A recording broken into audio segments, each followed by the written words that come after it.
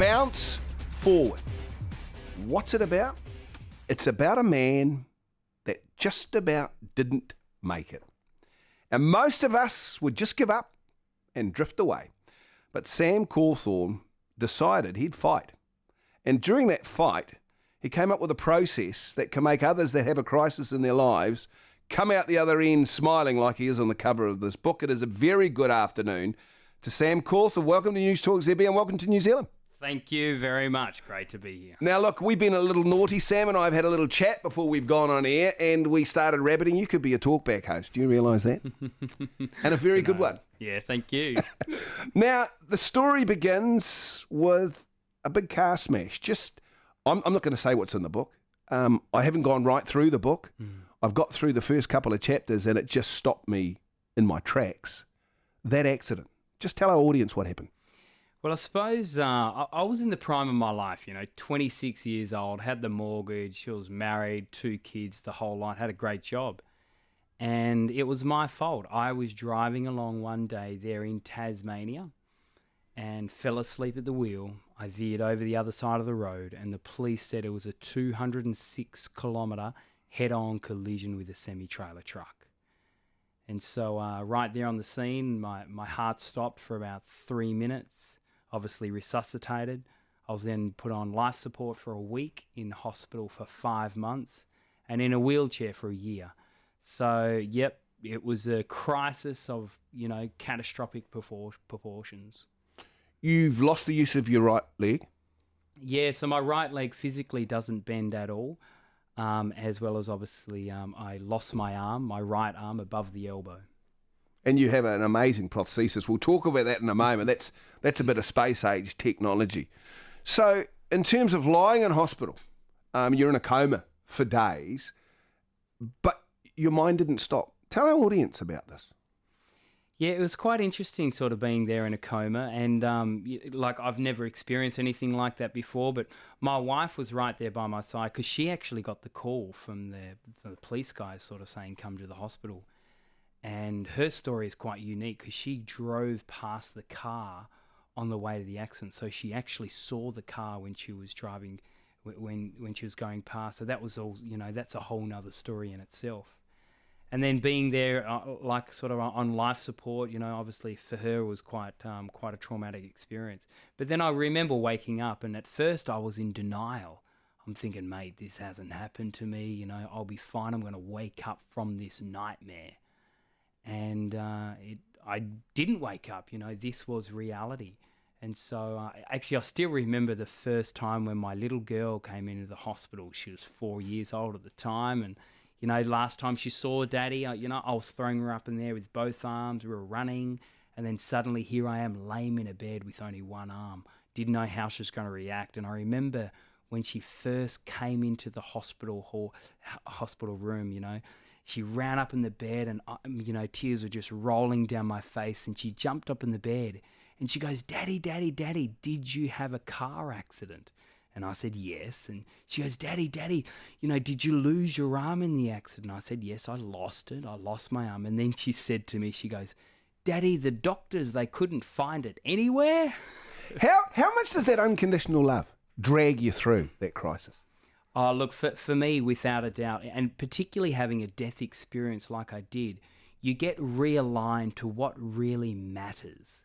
And for me, I was trying to climb the corporate ladder. I was all about filling the wallet and chasing the mortgage, the whole lot. So for me, I was more about chasing success. And then having this massive adversity, it realigned my entire focus on what life is really about.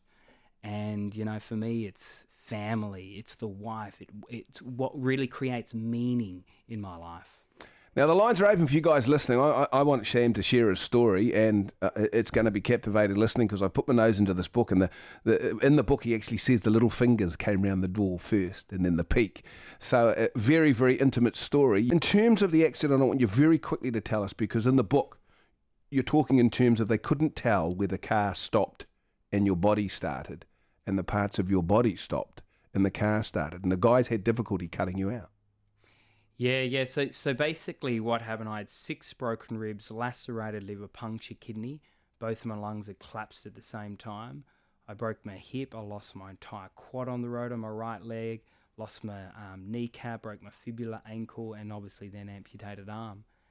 And we interviewed the ambulance drivers, and they sort of said as they were driving, as they were about to drive from the accident with me in the back, one of the police officers sort of came up to him with this bag, and he said, look, here's some of his body parts, which we found over 25 meters away from the car.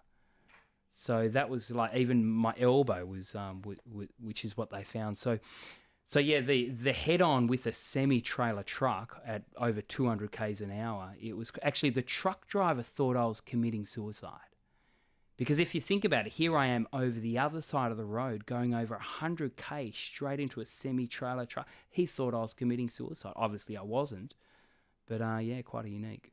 Sam's going to be with us this hour, and we want you to join us. 0800 80 1080 Newstalk ZB. It is 2:21. We've got Sam Cawthorn in the studio with us. He was Young Australian of the Year. That's not actually why he's with us, but he's written an amazing book about his story, coming through probably the biggest crisis that I could ever imagine. It's called Bounce Forward. Now, Sam, in your book, you mentioned Kubler-Ross, the woman who taught people how to deal with cancer and the crisis of letting go, knowing that they're going to die, and all sorts of interesting things. At what point when you were lying in hospital, when you were convalescing and you were facing not just a different life, but a different body? You're going to be a different person from that particular time. How did you get to that place of this bounce forward? How did that come about? Well, I think we all have, sort of crisis problems, issues, and it could be personal or in business, financial crisis, it could even be natural disasters, relationship breakdown, whatever that might be.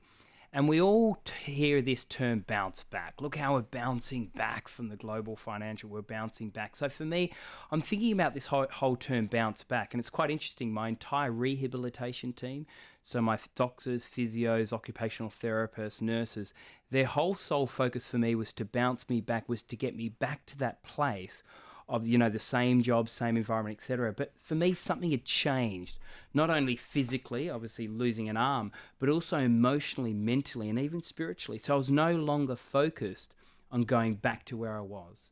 I was more focused on, going forward to what I can become. So for me, it's not about bouncing back to where you were before the crisis hit. For me, it's about bouncing forward into what we can become. And so in a way, I have a problem with this term bounce back. I have a huge problem because it's not about going back. So that's where we sort of came up with that concept, bounce forward. And since then, I've been obsessed with this whole term of bouncing forward and that whole turnaround, crisis management, and coming out better than what we were before the crisis hit. You've just done a whirlwind tour of 7, 8 countries? Yeah, 7 countries in the last 4 weeks. And you're on a speaking circuit. You're a motivational speaker now, and you're coming from a very powerful position for people.